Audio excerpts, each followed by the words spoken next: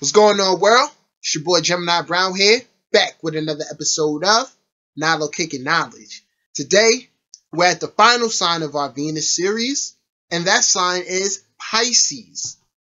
And it so happens that Venus, the planet of love, creativity, pleasure, beauty, the need to form relationship with others, is exalted in Pisces, the sign of imagination, spirituality, isolation, and so much more. So, like I've said before, I want you to think, why is Venus exalted in Pisces? What about this expression allows Venus to do its job easily or feel right at home? All right? And if you listen to this video, you'll probably understand why. So if you've seen my Venus in the 12 video, I call that a karmic reward. And I also call Venus in Pisces a karmic reward. And it's a reward in the sense of you've learned how to express your love, or you're ready to express your love at its highest potential. Because that's what Venus in Pisces represents, or Venus in 12 represents, love at its highest potential. So, Venus in Pisces, and you know, Venus is a magical planet, and Pisces is a magical sign. So, one thing that, you know, these people are able to do are truly find their soulmates in life. Now, how long it's going to take you to find your soulmate? We're going to have to break down your chart to see that. But Venus in Pisces is definitely guaranteed to meet their soulmate, twin flame in this lifetime. Because there is a difference between twin flame and soulmates. But yeah, definitely, you know. These guys are obviously, you know, very romantic. They have a lot of expectations. Venus and Pisces has planned out their partner in their heads. They know exactly what kind of partner they want. Now, there are different kinds of Venus and Pisces people. One, you have that person who's just a complete idealist of it. Their idea of love and the perfect partner is a particular kind of partner. You know, maybe we describe them with their profession. Oh, my ideal partner is an athlete or basketball player. My ideal partner is a politician, maybe like the president, or, you know, somebody. But then you have the other Venus in Pisces who is looking for their complements. I need a true queen to my king, and vice versa. I need someone who is my actual reflection. And like I said, you can really find that person. But the thing about believing in this fairy tale kind of love is that you can blind yourself. You can think you found love in the right place, or you can fall victim to an illusion of love. Okay, so, you know, in the beginning, it may have been everything that you wanted and dreamed of, right? But this is why Saturn is important in astrology, and also as far as, you know, house placement, especially in relationships. Saturn teaches us how to sustain and build in the marriage. Venus is just concerned about, let's say, the courting or the adventure, or how much pleasure they're going to get out of the union. So when Venus gets into Pisces, the imagination about those things concerned in love and relationships, or even their creativity, is big, and maybe sometimes not realistic enough. So, you know, for your people who have very, you know, stable relationships with this placement, have a well-placed Saturn. Okay, so because you need Saturn, man. You need Saturn. Saturn sustains it and makes it, you know, able to weather any storm. Next thing with Venus and Pisces, all right? And when I was looking back at my video, I realized I didn't touch on it at all. There's addictive tendencies with this placement. You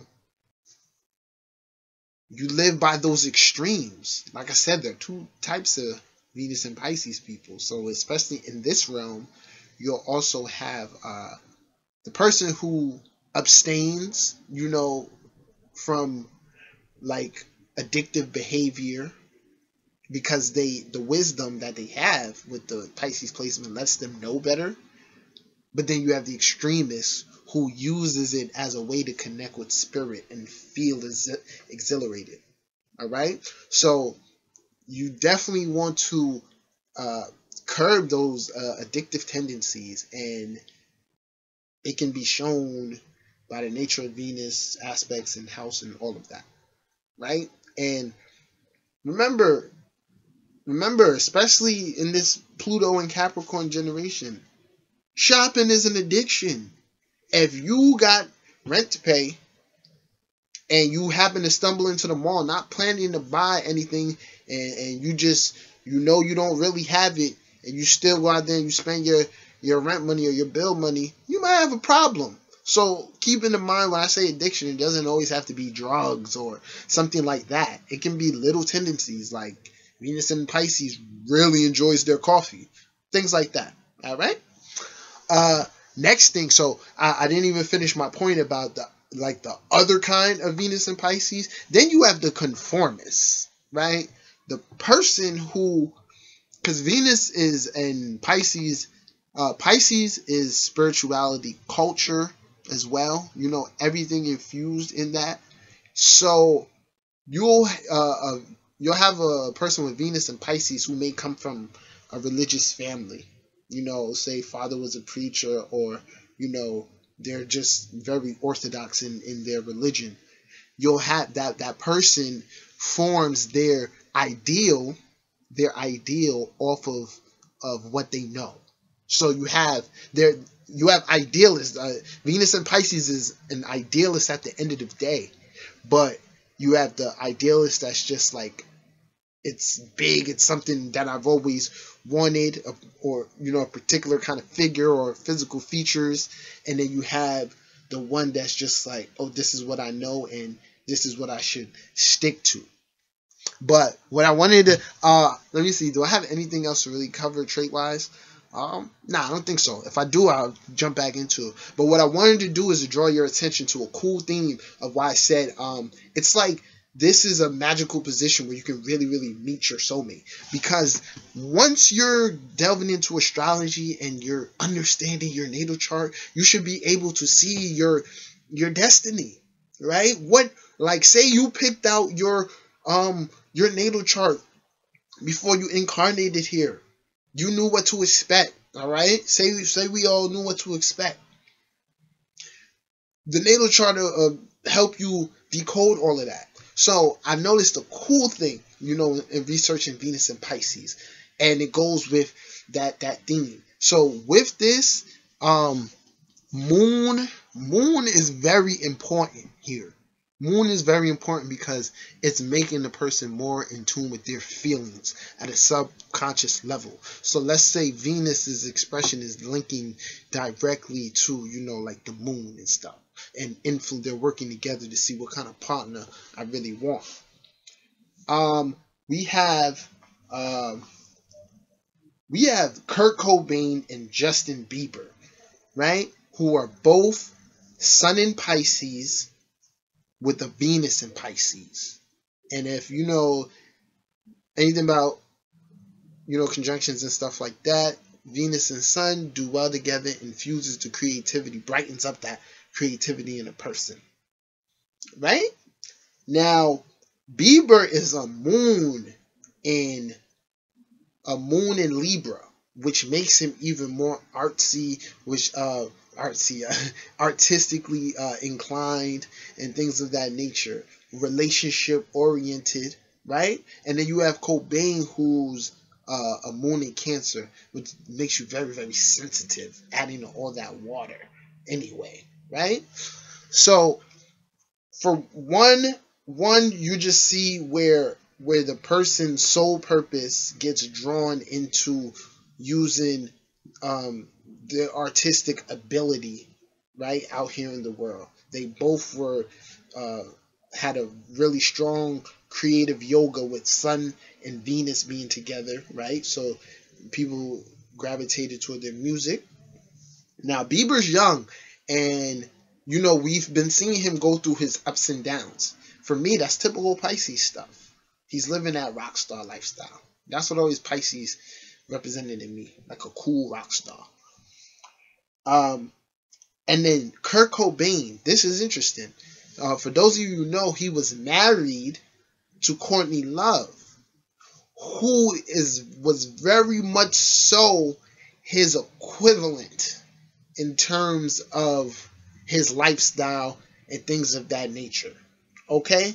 So I think of it in the sense, now I'm going to go on and name some other Venus and Pisces, but when I see Venus and Pisces, like I said, I either see those two extremes. Somebody who got their ideal partner, what you can tell what kind of partner they wanted, or you can see that this is, what's expected of me and things of that nature. So keep that in mind. So Cobain, in essence, was kind of part of a power couple. All right, kind of part of a power couple when you look at it. Then you have Michelle Obama and you have Martin Luther King, who, interestingly enough, both of them were Capricorns with a moon in Pisces and a Venus in Pisces.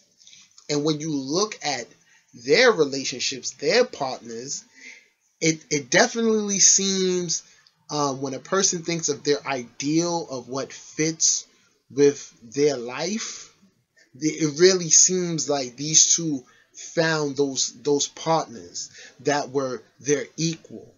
Okay? Because, if you don't know, Coretta Scott King is quite known. She's made a mark for herself through her lifetime, as well as Martin, right?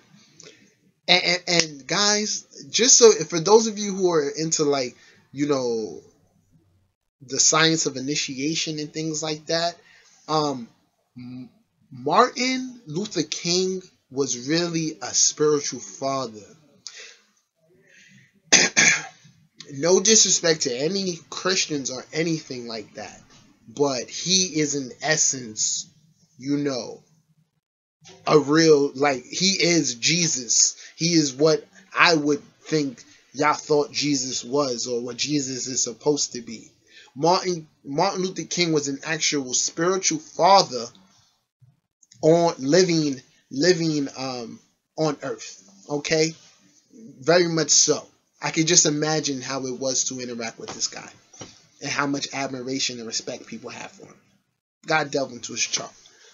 But yeah, like I said, Michelle, her Venus is in Pisces as well as her moon. So her emotions and her wants in a partner are very much aligned.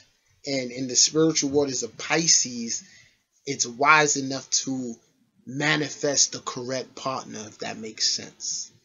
And I see the same with Martin Luther King. The other, so it's a theme of power couples here. All right, it's a theme of power couples here, and I'll wrap it up with Victoria Beckham, the wife of David Beckham. Her Venus is in Pisces. Her sun is in Aries, and her moon is in Aquarius. All right, and Aquarius moon shows that she would be attracted to another celebrity type, a very much an individualistic type. Her sun in Aries lets us know that he's truly a reflection of her, because she's a woman, and not to say she could have embodied the Aries athlete presence in her own way, but no, it's reflected out there. Okay, another thing that attracted her to him. And then the Venus in Pisces. So, like I said, guys, this one's a good. It's a good one. It's exalted, and from studying this sign, you can understand a lot more about Venus and just the nature of love, right?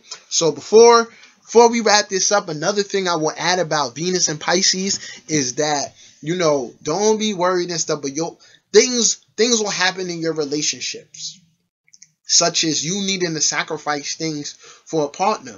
I give an example, like, man or woman, your spouse may pass away. Your spouse may become handicapped in some type of way where you need to take care of them. All right.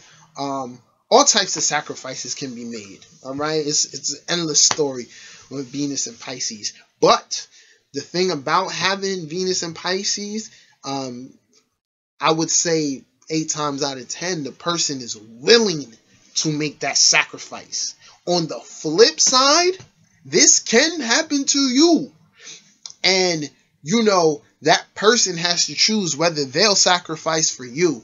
And then, if they do, the way Pisces energy is set up is that the person, you know, they'll feel like a burden at the end of the day. This sign has a lot of pride. It has a lot of pride, man. But it's a beautiful sign. It's a beautiful sign. It is. It definitely is. So, guys, that's it. That's our Venus through sign series. I don't know what series I'm gonna do next, but, you know, it's been a pleasure. Like I said, if you haven't seen my posts in groups before or anything like that, I have a lot more time to dedicate to astrology, so I'm open to do readings and things of that nature. Just if you want to schedule something, contact me via email. Information is at the bottom. Until next time, peace.